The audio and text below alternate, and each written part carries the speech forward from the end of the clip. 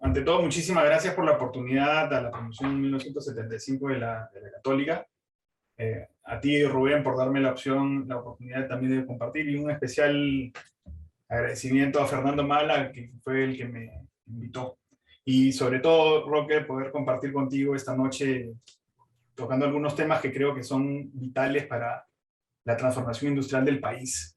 Y no sin eso, ahí antes de comenzar, quiero felicitar a las mujeres en su día, en el Día de la Mujer, aunque personalmente creo que todos los días del año son el Día de la Mujer.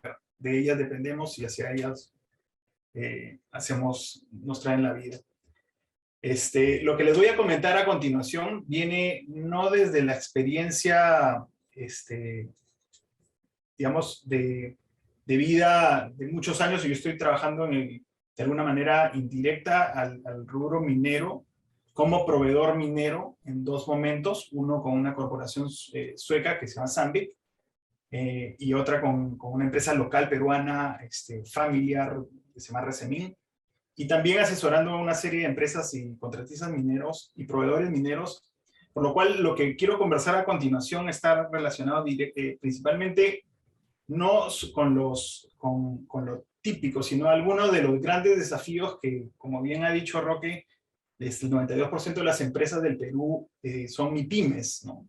Y esas son las que realmente hacen la transformación industrial que moviliza la minería. Y entendiendo esta charla, o sea, esta parte de la conversación que voy a hacer yo, que la mina, la empresa minera, la compañía minera es el cliente. No estoy hablando del cliente final, que es el que compra el commodity, sino cómo hacer para que este cliente pueda hacer crecer, en base al relacionamiento que tiene, a sus proveedores, a esa cadena de valor que ha hablado claramente Roque. Entonces, sobre esa base, creo que lo importante acá es determinar dónde estamos jugando, ¿no? En qué tablero estamos jugando, cuál es ese partido que estamos jugando. Y para ello creo que es importantísimo poder entender que la minería, o sea, la industria minera tiene innumerables desafíos, muchos tocados por Roque hace unos minutos.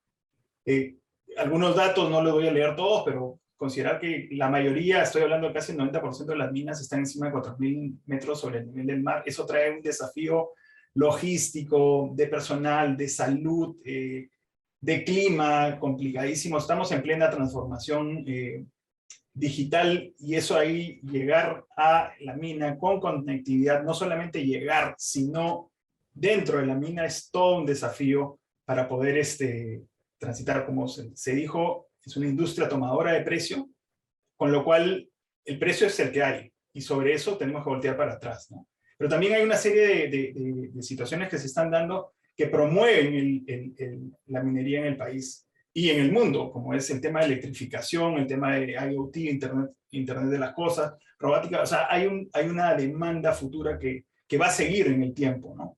Y hemos vivido una serie de consecuencias complicadísimas en los 2 últimos años que han cambiado en gran parte la forma, no de minar, pero sí de gestionar la mina en términos de lo que es el COVID.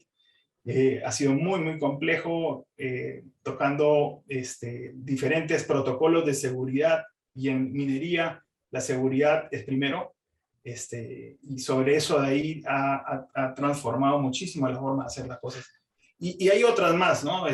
Varias otros desafíos, pero en esta oportunidad yo quiero conversar principalmente por, esos son la mayoría de los desafíos, no todos, pero de que están a la vista, que constantemente estamos hablando.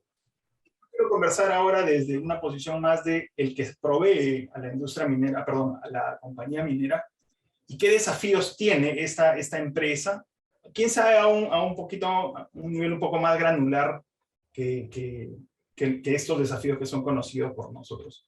Para eso, de nuevo, entender a la mina, ¿no? O sea, la mina, como bien se dijo anteriormente, es muy, muy compleja. Tienes diferentes gestiones de lo que es el directorio, seguridad, el tema de contratistas, el tema del supply chain, el tema de la gestión de la energía, el tema de sindicatos, el tema de operaciones, cómo se mueve el mercado, cómo tienes que de alguna manera hablar y presentarte ante los accionistas e inversionistas, diferentes aspectos. Pero yo en esta oportunidad quiero tocar lo que son los proveedores locales, el tema de contratistas, lo que es el supply chain y lo que es la gestión de personas. Ese para mí son los puntos importantes. A veces no se tocan, podemos verlos como puntos ciegos, los pongo sobre la mesa para poder conversar.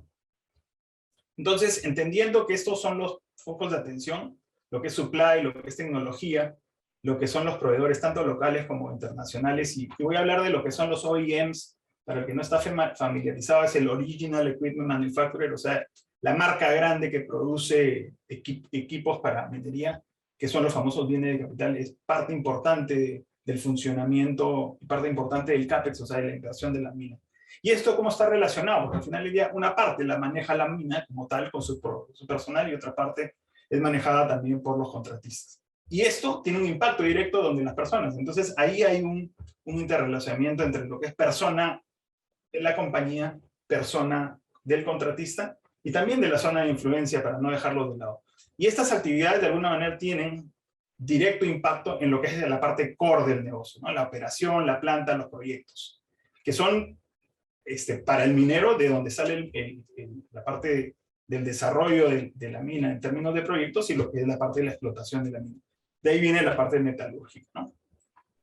Entonces, voy a tocar tres casos de éxito peruanos de proveedores que suplen de alguna manera cercana o no tan cercana a la minería. Y creo que por creatividad, por innovación, por adaptabilidad, por inventores, no nos quedamos atrás para nada.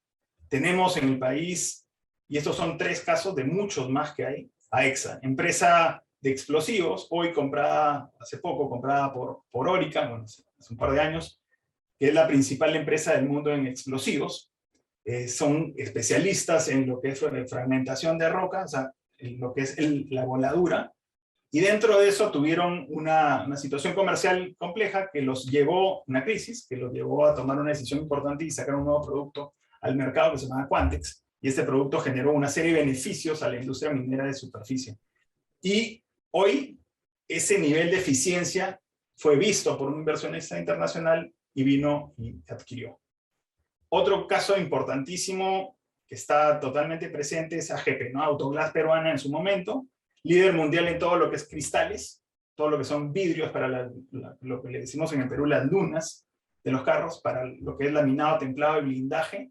Hoy, con diferentes fábricas en el mundo, es una empresa familiar que ha ido creciendo y evolucionando, y es uno de los principales, si no el principal proveedor de Tesla. ¿Ahí? ¿Cómo una empresa peruana puede llegar a hacer eso? ¿Y por qué no más? Y la tercera es un caso que viví personalmente. Tuve la suerte de ser gerente general de Resemin durante 2 años, que es una empresa peruana con más de 30 años de existencia, exitosa, que lo que hace es desarrollar todo lo que son equipos de perforación, que son los jumbos o los empernadores, y otros equipos más también de soporte. Y desarrollan su accionista principal, James, desarrolla este famoso Muki, que es el equipo de perforación más pequeño y más angosto, ideal para lo que es vetas angostas. Y no solamente con eso me quiero quedar, porque Resemin es el tercero en el mundo en lo que hace, después de estas 2 grandes compañías suecas, que son Epiroc y Sandvik, sino que en base a la ingeniería y ese desarrollo de innovación, manejan un software, y ese software así, que se llama SolidRocks, ha sido varias veces premiado como caso de éxito en las conferencias internacionales. Cosa que por ese lado no nos quedamos atrás. Yo creo que estamos en la capacidad de ponernos una visión, un propósito, y poder sacar las cosas hacia adelante.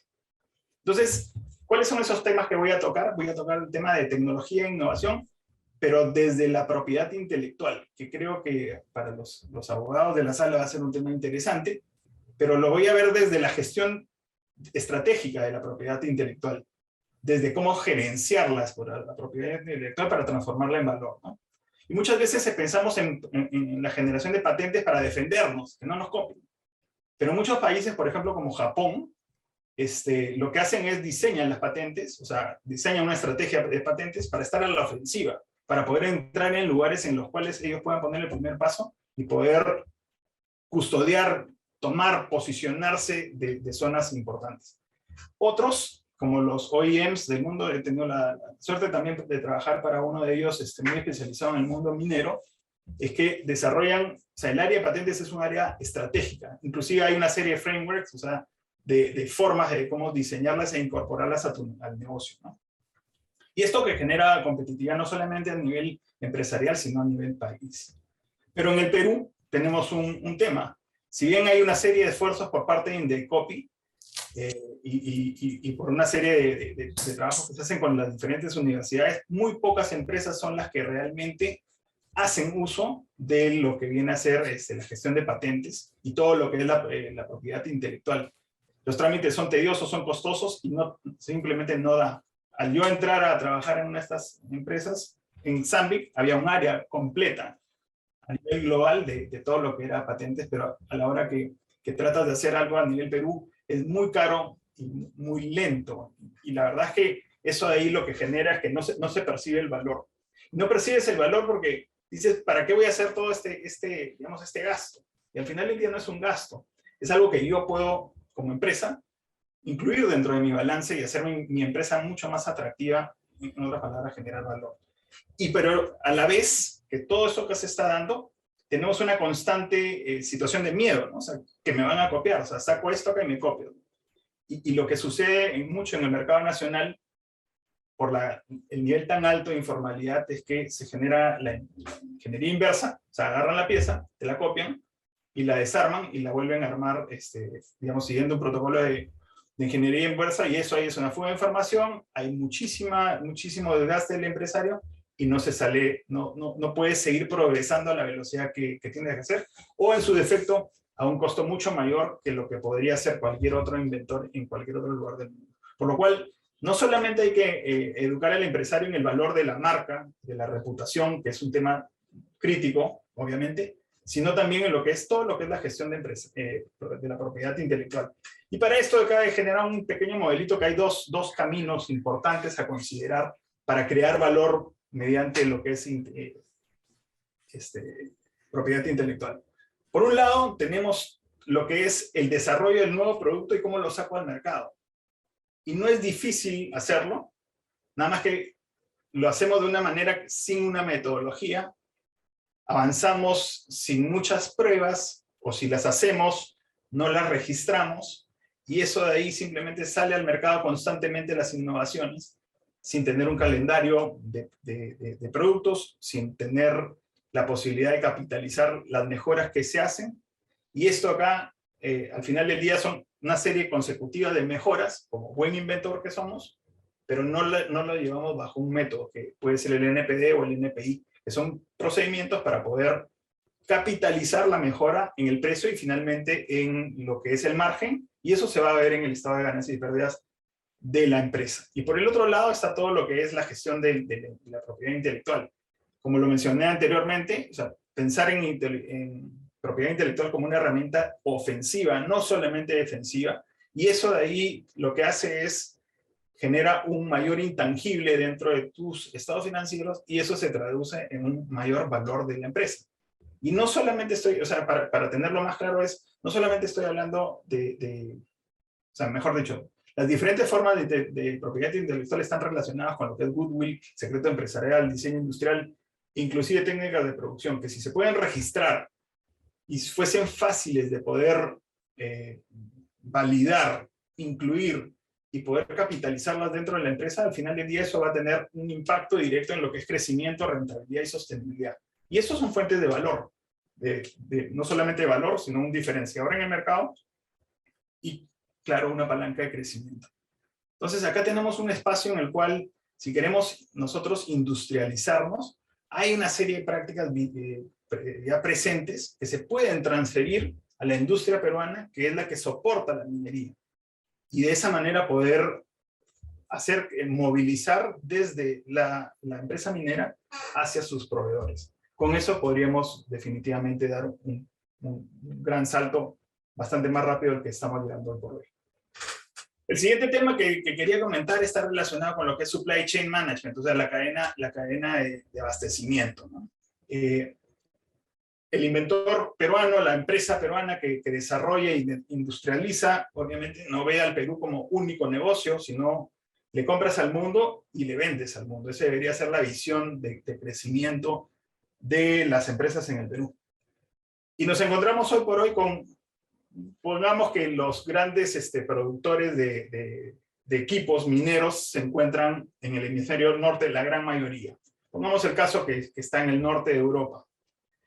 Y ahí la ventaja que tienen es que alrededor de la empresa madre, o sea, el OEM, tienes una serie de satélites, una serie de empresas que son las que se especializan en ciertos trabajos especiales para la empresa madre, o sea, para el OEM, y les suplen, o sea, le abastecen en momentos establecidos, en volúmenes establecidos, en calidades establecidas, probablemente a distancias bastante más cortas, y inclusive a nivel, bajo un costo terrestre, ¿no? Un flete terrestre.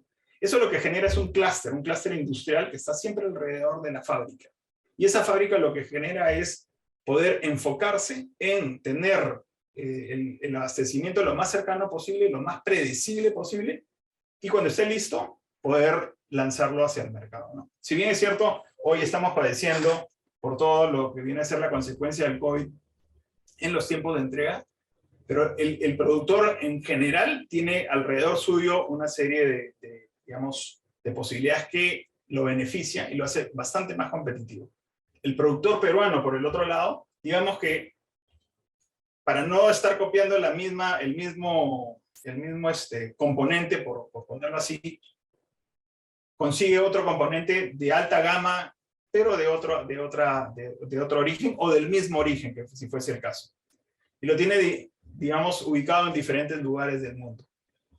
Y eso los tiene que traer, o sea, tiene que considerar ahí un flete, tiene que considerar un volumen, tiene que traerlo todo hacia al Perú, hacer lo que yo le digo la iteración, o sea, ensamblarlo, juntarlo, hacer las pruebas, y lo puede obviamente vender en el Perú, pero también si quieres crecer, y dado que el mercado peruano puede ser limitado, y el crecimiento está disponible a nivel global, tiene que definitivamente comenzar a exportarlo a diferentes lugares, por ejemplo, a no sé, Estados Unidos, Canadá, Rusia, Australia y Sudáfrica. Esto de acá trae una serie de beneficios, pero a la vez una serie de desafíos en términos de competitividad. Entonces, si nosotros pensamos en cómo poder movilizar la industria peruana que soporta a la minería, tanto local como a nivel global, como gran mercado, no solamente tenemos que pensar en producir, sino en cómo hacernos más eficientes, porque al final del día la demanda va a estar sujeta, la demanda de las minas va a estar sujeta directamente con el precio de los commodities. A veces va a estar arriba, a veces va a estar abajo, y tenemos que ser eficientes, como lo mencionó muy claramente Rod, como proveedor. Porque si la mina no es eficiente, el proveedor no va a ser eficiente. O sea, tiene que ser cada vez más eficiente como, digamos, como arrastre. Entonces, no solamente tenemos los costos de ida, los fletes de ida y vuelta, a comparación con lo que podría tener una competencia internacional. No solamente voy a tener un doble seguro, un doble agente de aduanas, probablemente mis costos de almacenaje sean bastante mayores y mis accesos a parques industriales, que son muy limitados en el Perú, va a hacerme que mis costos sean mayores. Por el otro lado, para yo poder traer diferentes componentes, repuestos, que no los puedo hacer en el Perú por X razones, voy a necesitar un costo logístico eficiente. ¿Qué significa eso? Que mi pedido tiene que ser peso, volumen, dólar, eficiente para poder traerlo. Y probablemente lo voy a traer marítimo, al menos que tenga un mega problema y lo que tenga que traer aéreo. Y a veces los números, simplemente el flete es más caro que el producto. Eso ahí también me genera una menor escala y no logro esa economía de escala que estoy buscando, y tengo que desarrollar dentro de mi empresa y dentro de cada una de las empresas una mayor capacidad de planeamiento que la que podría tener otra empresa de la competencia. Y adicional a esto acá, que esto acá, digamos, son los típicos problemas visibles, hay algunos problemas adicionales, ¿no? Un tema, riesgo. O sea, el hecho de que ya hagas mayores transportes y transportes durante más tiempo, tienes ahí un tema de riesgo que tiene un impacto directo en tu capital de trabajo. Es un impacto directo en lo que es el lead time, o sea, el tiempo de entrega, la promesa que uno tiene a la hora de entregar. ahí definitivamente estás sujeto a que tus tiempos de entrega sean mucho mayores. Y un tema que para mí era importantísimo cuando trabajaba en las dos empresas anteriores que mencioné, Sambit y Resemin, era el costo del capital de trabajo. Porque cuando tú estás arriba en la operación del OEM, parte del costo del capital de trabajo lo tiene tu proveedor. Acá también lo tenemos los proveedores. Pero el hecho de tener que traerlo desde el otro lado del mundo para poder devolverlo al otro lado del mundo, los niveles de capital de trabajo no son eficientes. Podrían ser eficientes, pero va a requerir un apalancamiento mucho mayor. Y hay un tema que no se menciona mucho, pero lo vive el que produce para el mercado, es que hay lamentablemente entre peruanos, hay un estigma con la marca peruana. El peruano vendiéndole peruano lo considera no confiable. Y eso requiere demostrar que estás en la capacidad, calidad y todos los otros factores que se piden. Y eso cuesta.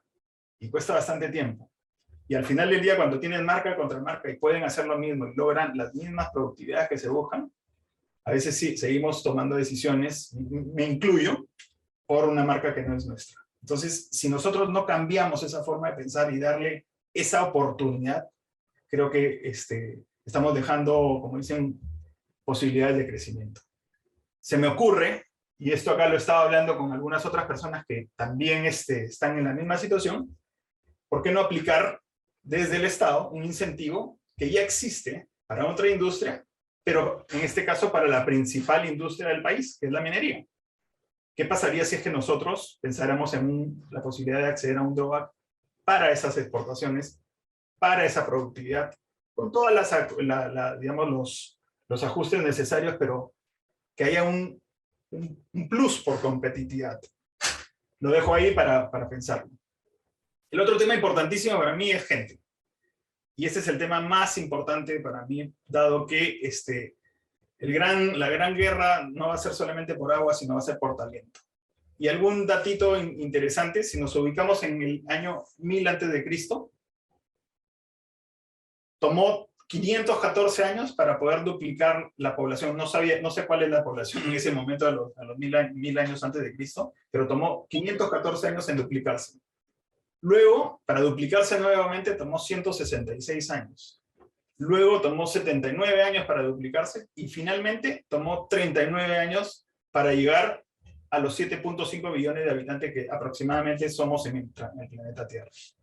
Es por esto que en estos últimos 40 y tantos años la población se ha duplicado y la mayoría de los nacimientos en esa fecha son de los llamados como tal millennials, que ya están dentro de la fuerza de trabajo hace buen tiempo y representan el 35%, o sea, de esa fuerza laboral. Entonces, a la hora de nosotros gestionar dentro de una empresa, estamos pensando que hay 5 generaciones trabajando en este momento dentro de la empresa. Y la forma de trabajar con 5 generaciones no es la misma de trabajar con la cual ustedes tuvieron, que yo tuve y que tengo que tener. Entonces, acá es todo un desafío, especialmente para lo que viene a ser las gerencias de las empresas. Y otro tema importantísimo está relacionado con todo lo que son minorías étnicas. El talento está desperdigado por el mundo y hay que traerlo y hay que exportarlo, obviamente. Dentro de eso ahí, en Estados Unidos ya el 44% del mercado laboral forma parte de esas minorías étnicas. O sea, 44%. Estamos a punto de cruzar esa valla. Y eso va a suceder también en el Perú. Por lo cual, uno de los temas importantísimos a considerar es el tema del valor de la inclusión de la diversidad, en todo el sentido de la palabra. No solamente de forma de pensar, sino en todo lo que es inclusión de la diversidad. Mientras seas diferente, mientras que puedas adaptar a diferentes pensamientos, formas de pensar diferente, más potente va a ser la conversación y las preguntas que se generen. Y recordando el Día de la Mujer, hoy en el Perú la participación de las mujeres en minería es aún cercana al 6%. Para compararnos con países de clase mundial en lo que es minería, en Chile está en 9%, y en Canadá y en Australia está en el orden del 20%. Y esto acá tiene que mejorar, tiene que irse al 50%, tiene que haber paridad. Las mujeres traen consigo una forma de ver las cosas totalmente distintas, que promueven definitivamente la comunidad, la empatía, construyen relaciones, son mucho más abiertas que nosotros los hombres a escuchar, a cuidar, son más transparentes, hay mayor foco en el valor y más orientadas a compartir.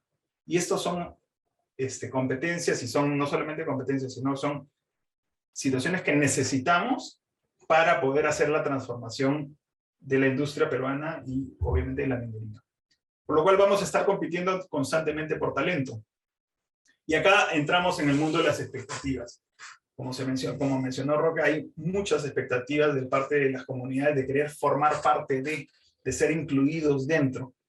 Y esto acá está relacionado con la educación. Si bien hay 19 universidades, pueden haber malas, buenas, de todo tipo, pero al final del día deben haber carreras que fomenten esa inclusión y las oportunidades del caso para que estas personas, las personas puedan participar de esto.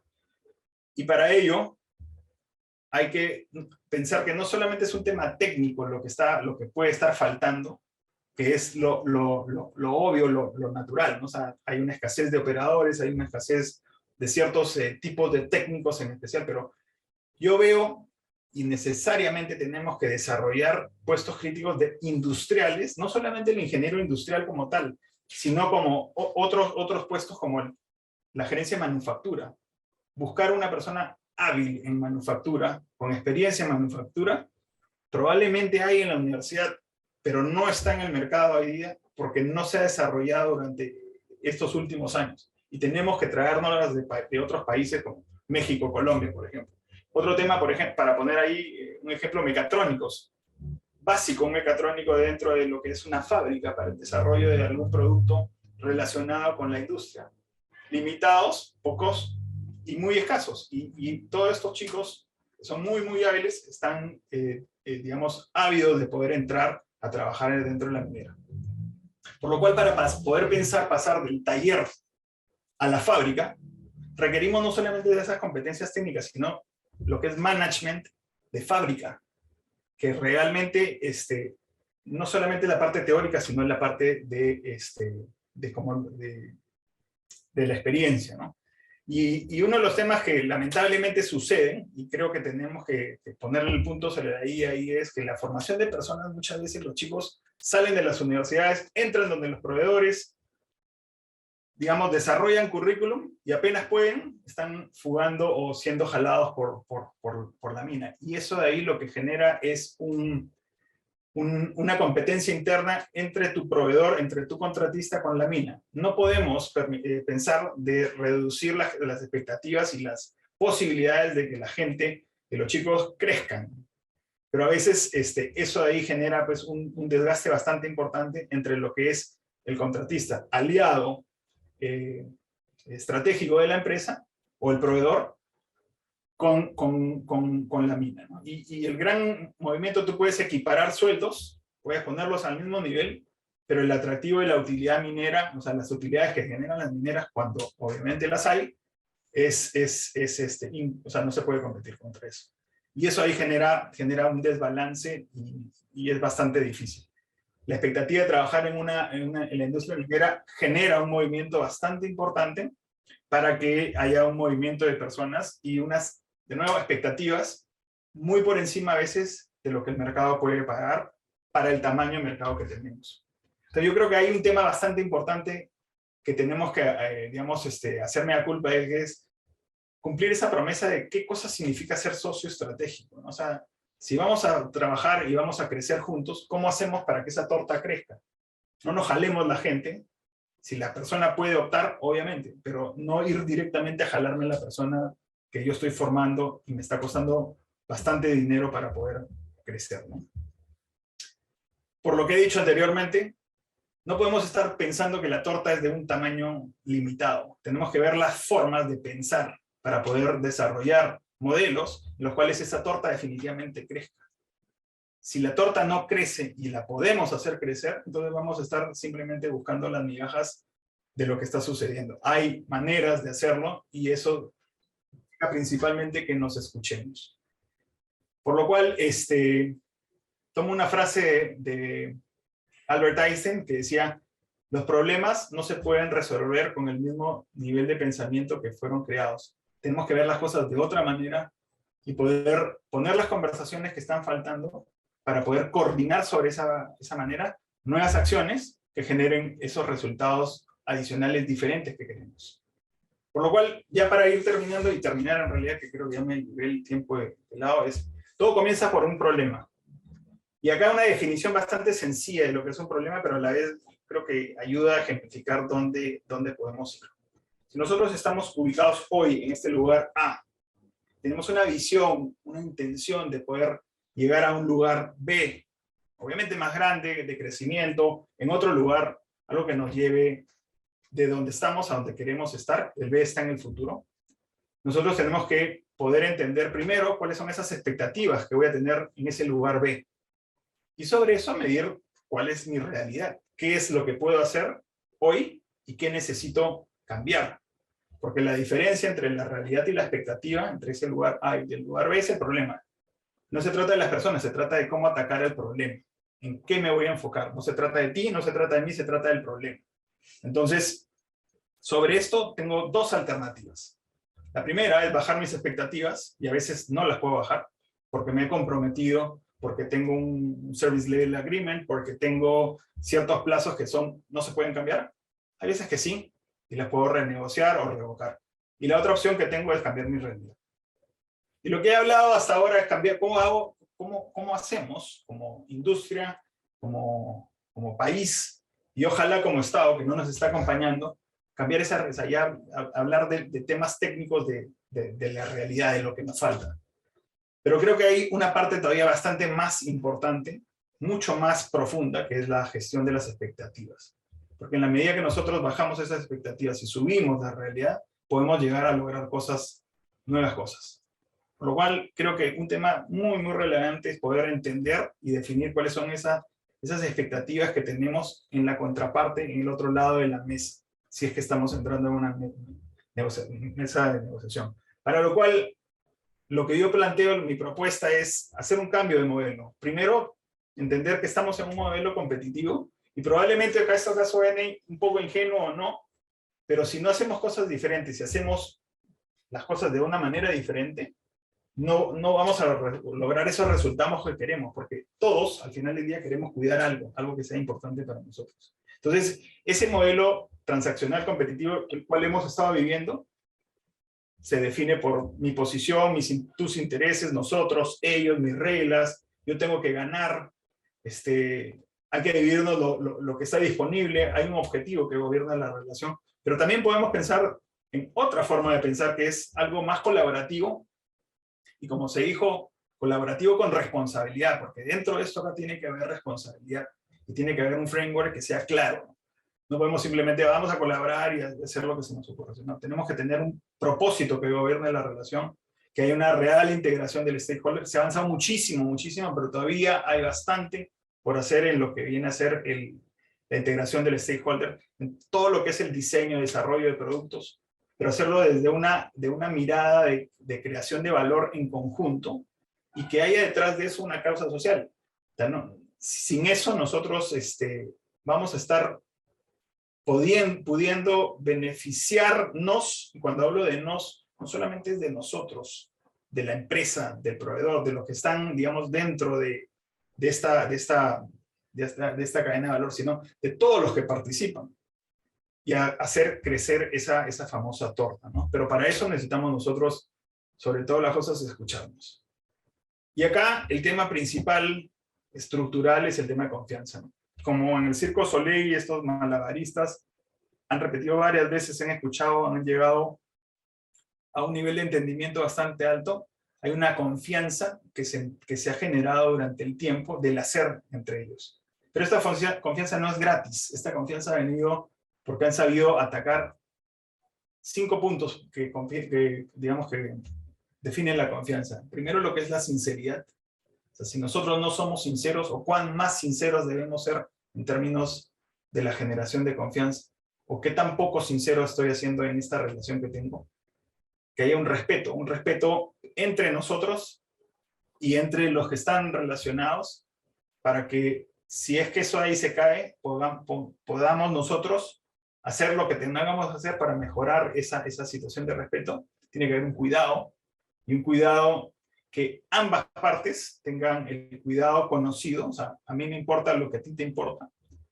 Tenemos que ser obviamente confiables, porque si no somos confiables, esto acá no camina, y sobre todo las cosas competentes, ¿no? Competentes, pero en el sentido de saber hacer lo que uno tiene que hacer. Y ahora sí, para terminar, les dejo esta lámina que es bastante importante desde mi punto de vista. Si yo quiero modificar los resultados, cambio las acciones. Genero nuevas acciones, genero resultados. Pero si esas acciones no me permiten lograr los resultados que yo quiero, entonces tengo que coordinar, tengo que comenzar a pensar, reflexionar y tener una serie de conversaciones nuevas que antes no tenía para poder modificar esas acciones. Pero esas conversaciones no van directamente a las acciones como tal. Tiene que haber un compromiso de por medio. Y ese compromiso es lo que genera las nuevas acciones que generarán esos resultados deseados. Pero las conversaciones como tal no son simplemente coordinación de acciones. Las conversaciones tienen que tener detrás algo que yo quiera cuidar y entender que lo que tú quieres cuidar. Y eso de ahí se llama care. En inglés es what do you care? What do you really care? Y eso son lo que realmente nosotros tenemos que buscar, entender, para sobre la base de ese care, determinar cuál es mi care, cuál es tu care, y cuál es el care que nosotros queremos desarrollar, nosotros como industria. Por lo cual, si nosotros queremos modificar los resultados deseados, tenemos que modificar esas conversaciones. Y esas conversaciones con compromiso van a generar resultados importantes. Pero sin el care que estamos buscando, esos resultados probablemente no se den. ¿Y para qué sirve todo esto? Porque detrás de un compromiso en el tiempo hay una promesa. Y si nosotros no tenemos ese compromiso alineado con lo que queremos cuidar, esa promesa, lo que prometimos, ese lead time, ese momento de pago, lo que tengamos que nosotros prometer, se cae. Y eso genera una ruptura de la confianza. Por lo cual, acá hay un tema de iteración. Primero yo tengo que ser el que cambia, para que luego podamos cambiar nosotros y finalmente hacer algo en el mundo. No podemos lanzarnos de frente a tratar de cambiar el mundo si es que yo no cambio. Sonará un poquito idealista, pero el primero que tiene que cambiar soy yo. Yo como mi empresa, yo como nuestras empresas, nuestras relaciones, y yo como el país. Lo pueden ver de la manera que quieran. Les dejo la frase de Winston Churchill: "The empires of the future are the empires of the mind". Muchísimas gracias.